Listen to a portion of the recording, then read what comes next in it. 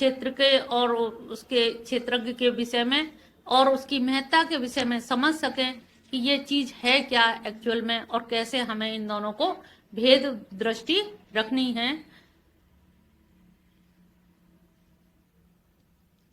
कुछ लोगों ने प्रश्न भी उठाया कि यहाँ जब क्षेत्रज्ञ हमारे साथ है, पहरेदार हमारे साथ है, फिर आदमी त्रुटि क्यों कर जाता है, फिर गलतियां बुराइयां उसमें कहां से आ जाती हैं उसके रहते हुए भी, क्योंकि वो तो जब से जन्म लिए तब से है।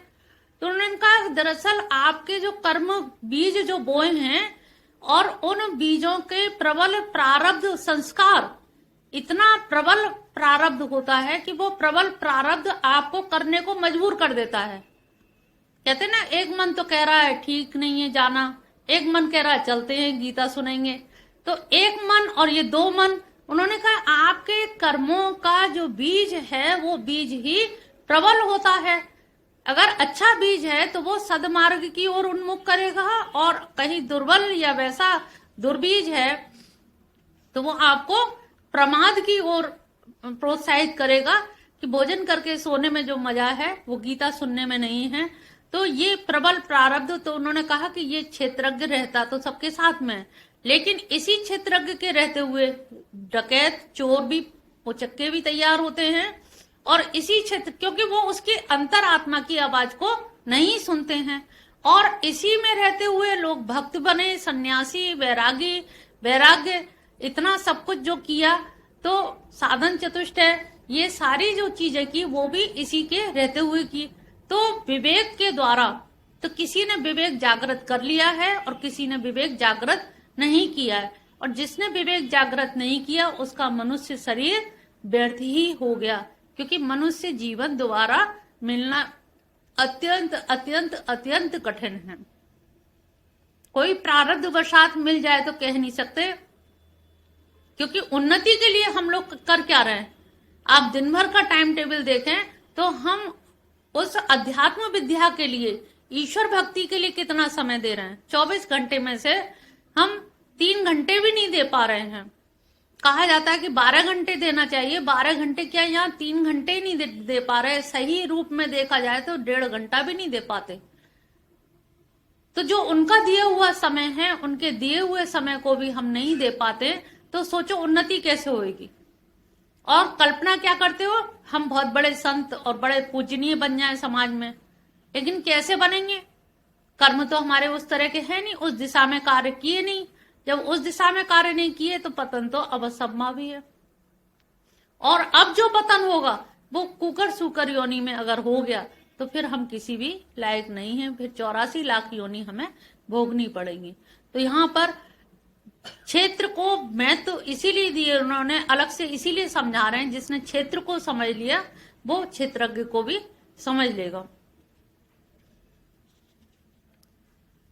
ऋषि भीर बहुधा गीतम छंदो भी विविधै पृथक् ब्रह्म सूत्र पदैश्चैव हेतु मद्भिर्विनिश्चितम्। ये क्षेत्र क्षेत्रज्ञ द्वारा, ज्ञानियों द्वारा बहुत प्रकार से कहा गया, समझाया गया। विविध छंदों वेद मंत्र पूर्वक बताया गया, विनिश्चित और युक्ति पूर्वक ब्रह्मसूत्र पदों के द्वारा भी कहा गया। लेकिन जिन जिन ऋषियों ने मंत्रों का देखा, ऋषि शब्द बना ही दृष्टा शब्द से है, मंत्रों के दृष्टा रहे। लेकिन हुआ यही कि उपनिषद काल में, वैदिक काल में उन्होंने अपना अपना तो उद्धार कर लिया, लेकिन वो चीज छनते छनते हमारे पास आते आते तक उसके इतनी विविध व्याख्याएं हो गई कि प्याज के छिलके की तरह से हम चाहें भी तो साक्षात अगर हम दर्शन करना या जानना चाहें तो नहीं जान सकते। उपनिषदों में तो यहाँ तक कहा गया है कि अगर आपको गुरु से ज्ञान प्राप्त करना है तो 12 वर्ष तपस्या करके आए, और 12 वर्ष तपस्या करने के बाद ये बताया ऋषि ने कि तुम मन नहीं हो। फिर 12 वर्ष के लिए चले गए, फिर तपस्या करके आए, उन्होंने कहा तुम बुद्धि नहीं हो, तुम पंच महाभूत नहीं हो, तो सोचिए पूरा जीवन निकल जाता था सिर्फ स्वयं को आत्मानम विद्धिम, स्वयं को जानने के लिए पूरे पूरे जीवन में केवल ये एक वो। अब उससे क्या होता था कि अभी तुम लोग भी यही चीज सुन रहे हो, लेकिन जो 12 वर्ष की तपस्या के बाद सुनता है वो उस बात को निरंतर मनन करता रहता है, उसके मन में वो बात ठोस तरीके से बैठ जाती है कि गुरु ने कहा है कि मन नहीं हूं तो मन नहीं हूं, तो मन के सुख दुख भी नहीं हूं, तो मन का संकल्प विकल्प भी नहीं हूं, तो मन से संबंधित सारी प्रक्रियाएं खत्म हो जाती हैं। जब सब प्रक्रिया समाप्त हो जाती हैं तो आपका आदि साधना तो वहां सर अपने आप हो ही गई। तो एक तरह से आपने पात्रता तैयार कर ली ये सुनने के लिए कि मैं मन नहीं हूं। एक ये कह देना मन नहीं हूं और एक ये करना। जैसे कहा जाता है एक बुढ़िया अपने पुत्र को लेके गई रामकृष्ण परमहंस के पास कि बाबा ये गुड़ बहुत खाता है, इससे मना कर दो। तो उन्होंने कहा ठीक है, तुम 2-3 दिन बाद आना। 3 दिन बाद वो लेके गई। उन्होंने कहा बाबा आपने बुलाया था, ये गुड़ बहुत खाता है। तब उन्होंने हौले से कहा बड़े प्यार से, बेटा अब गुड़ मत खाना। उस बुढ़िया को गुस्सा आया कि तुम्हें यही कहना था, इतना ही शब्द कहना था तो तुम उसी दिन कह देते। उसके लिए मुझे नाव पार करके इतनी दूर से गांव से आना पड़ा, भाड़ा लगाना पड़ा, इतना सब करने के लिए। बाबा तुम तब नहीं कह सकते। जब वो बड़बड़ाने लगी तो उन्होंने समझाया कि दरअसल अम्मा उस दिन तक गुड़ मैं भी बहुत खाता था, मुझे गुड़ बहुत पसंद था। अगर जब मैं गुड़ खा रहा हूं तो मैं किस मुंह से इस बालक से कहता कि गुड़ मत खाओ। मना करने से पहले स्वयं को संयमित, नियमित, अनुशासित करना पड़ता है। वही ऐसे ही चलते फिरते कोई बात कहोगे तो वो स्पर्श नहीं करेगी आपको।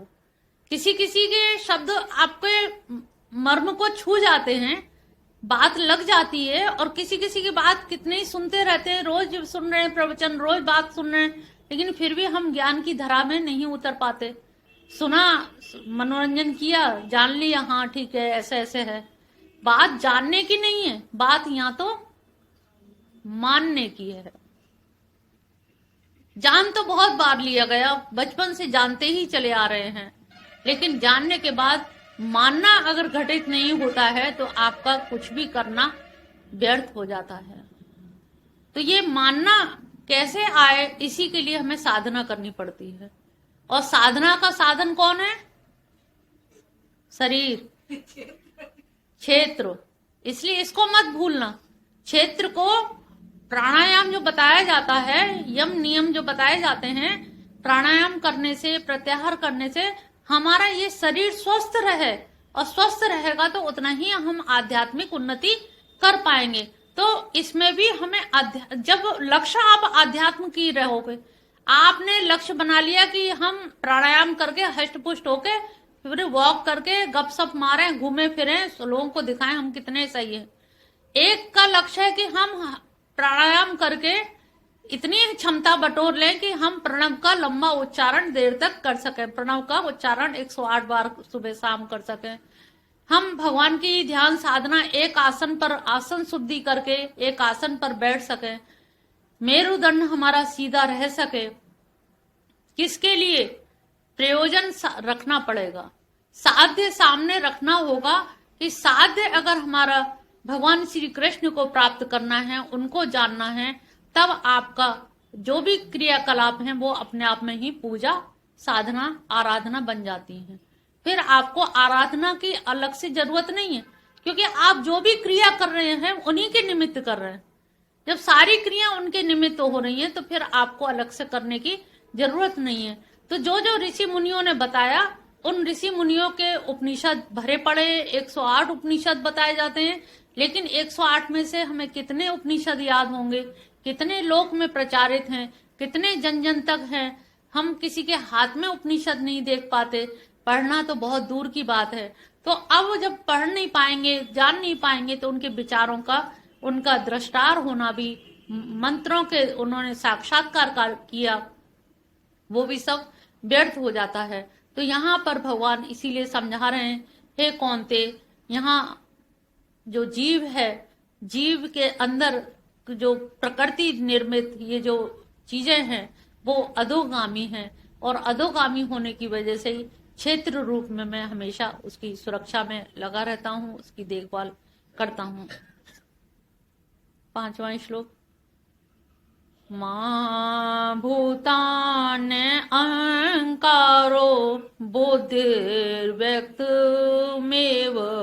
च इंद्रियाणि दशकं च पंच क्षेत्रीय गोचर इच्छा द्वेष सुखम दुखम संघात स्वेतनाद्रति एतत् क्षेत्रं समासेन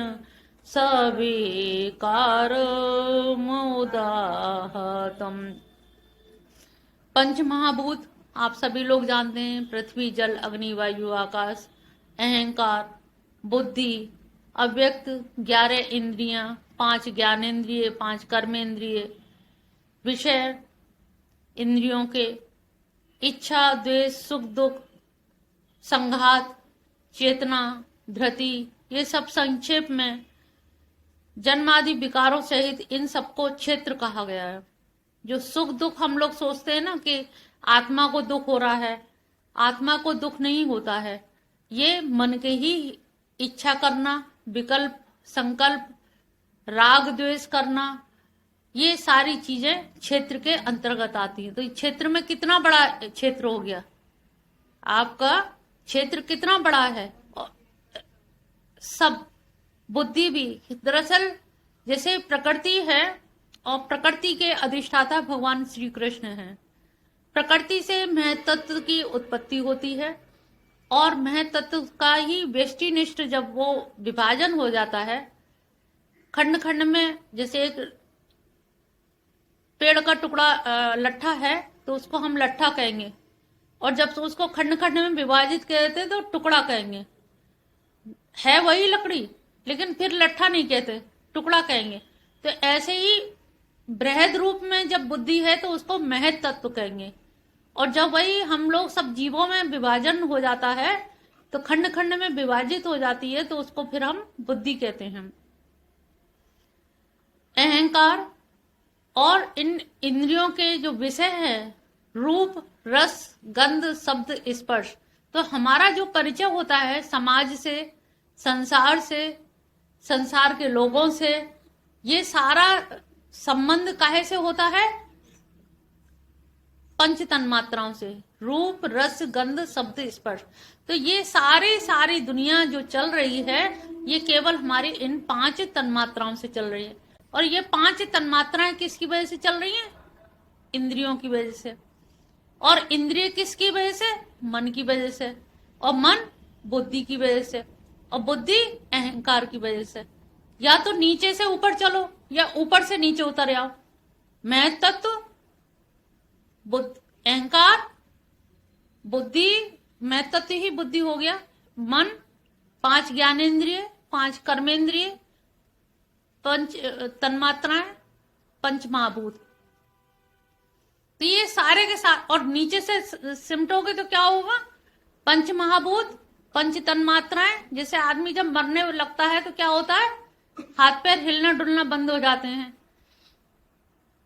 फिर कान से सुनना आंख से देखना बंद हो जाता है, यानी कि रूप रस गंध शब्द स्पर्श खत्म हो जाते हैं। फिर इंद्रियां शिथिल होने लगती हैं, मन से फिर सारा विचार खत्म हो जाता है, और हमारा जो बुद्धि है वो भी काम करना बंद कर देती है।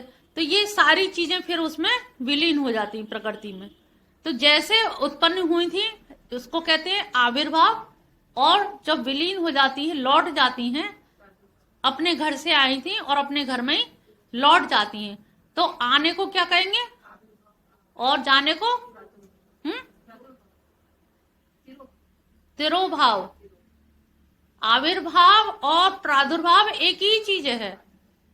आविर्भाव माने आगमन और तिरोभाव माने वो तिरोहित हो जाना, उसमें समाहित हो जाना, समाप्त हो जाना।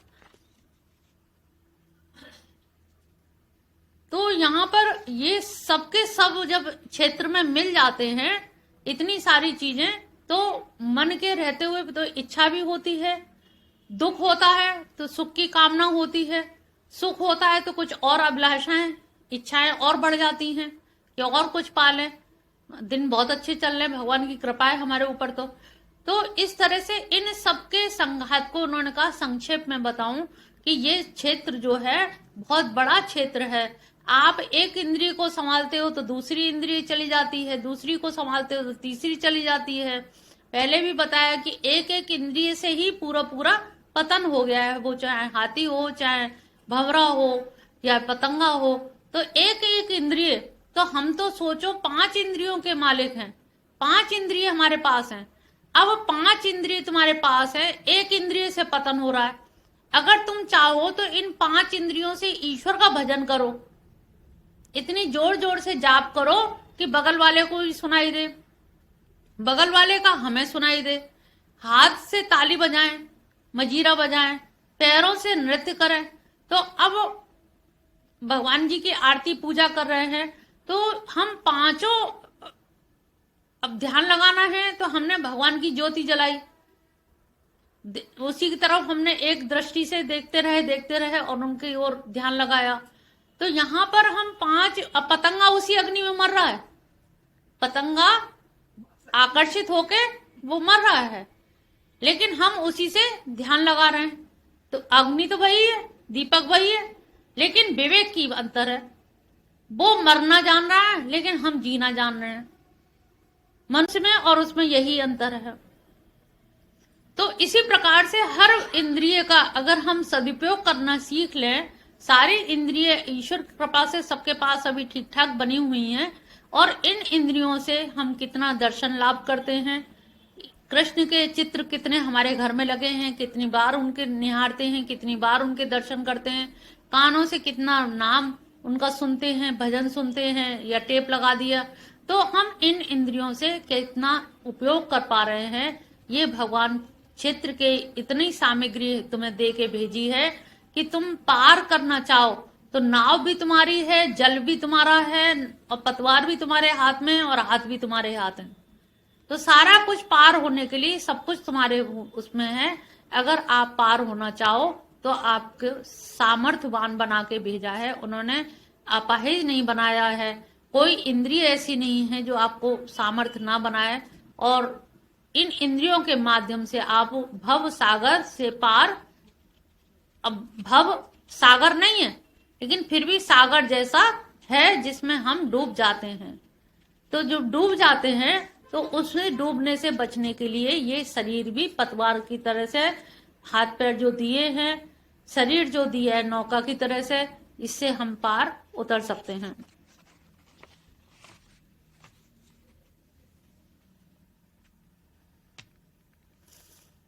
सातवां है अमानित्व मदम्बित अहिंसा शांतिरार्जवम् आचार्योपासनम शौचम स्थिर आत्मविनिग्रह। अमानित्व, मान, अपना मान तो सब लोग चाहते हैं, और अपना मान जहां हो जाता है वहां हम बड़ा चढ़ा के बताते भी हैं कि वहां गए तो हमें बड़ा मान मिला। और जो विद्वान पुरुष होते हैं वो अपने मान की चर्चा नहीं करते हैं और सामने वाले को मान देते हैं, अपने मान को भुला देते हैं। अपने मान की चर्चा करने से भी आपका पतन होता है। तो हम हमेशा सामने वाले को मान दें, उनको सम्मान दें। अगर हम बैठे हैं, कोई बड़ा जना आया तो हमें उठ के खड़े हो जाना चाहिए कि आप उनको आसन दें। तो हमारे अंदर क्या होता है, अरे कुर्सी ना छिन जाए, बैठने की जगह हमें ऊपर चाहिए, हम नीचे कैसे बैठ जाएं। तो ये छोटी छोटी सी चीजें, बीज देखा ना कितना छोटा होता है, ऐसे ही ये काम भी बड़े छोटे छोटे से हैं जिनका लगता है कि हमें इसका तो धर्म से कोई मतलब नहीं है, लेकिन यहाँ पर वो कह रहे हैं धर्म से मतलब है। आप किसी को मान नहीं दे रहे हैं तो आप कह रहे हैं हमने पाप क्या करा है, कह यही पाप है क्योंकि उसके शरीर में भी मैं बैठा हुआ हूं। तुमने मुझे कहाँ बैठाया, मुझे यहाँ एक आसन पे आपने बैठा दिया, लेकिन वास्तव में मैं चल फिर के जो थका हारा, प्यास से परेशान, गर्मी से थका हुआ आया तो मुझे तो बैठने तक के लिए नहीं कहा। तो वो कह रहे हैं कि मैं सामने वाले मनुष्य में भी तो मैं ही तो हूं, तो मुझे मान ना दे करके और उन पर इतने फूल चढ़ाए जा रहे हैं, उनकी अगरबत्ती धूप बत्ती जलाई जा रही है, लेकिन उनको हम बैठने तक के लिए भी नहीं बोल रहे। तो यहाँ पर लगता है कि धर्म की परिभाषाएं ही अलग हैं।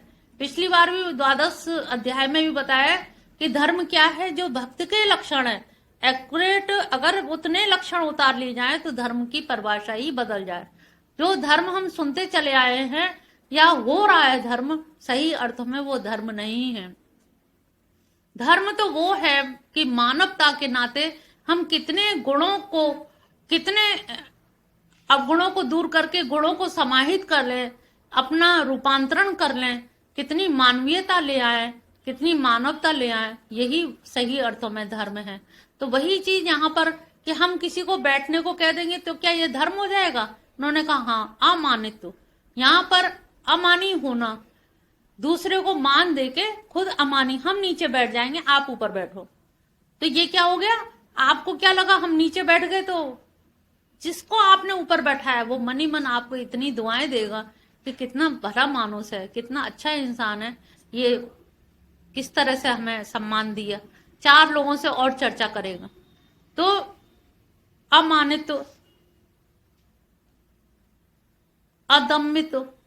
दम्भ क्या होता है? अरे हम ज्ञानी हैं और उच्च वर्ण के हैं, उच्च जाति के हैं, उच्च कुल के हैं, उच्च शिक्षा दीक्षा है, तो हम कैसे नीचे बैठ सकते हैं? तो धरती माता भी तो उन्हीं की है, इस शरीर में भी तो धरती लगी हुई है, पृथ्वी जल अग्नि वायु, तो इसमें भी तो वही सब कुछ है, लेकिन हम उस पर ध्यान नहीं देते और हमें लगता है नीचे बैठ जाएंगे तो शायद हमारी बेइज्जती हो जाएगी। तो ये छोटी छोटी चीजों को उन्होंने बड़ा बृहद रूप से बताया है।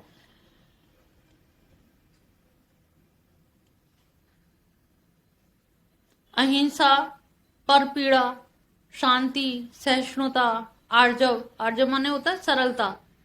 हृदय में होता क्या है कि हम मुख से बड़े प्रिय सबसे बोलते हैं और अंदर से किसी के दुख में हम बड़े दुखी होते हैं और बाद में कहते हैं अच्छा हुआ है, ये बहू नहीं लायक थी।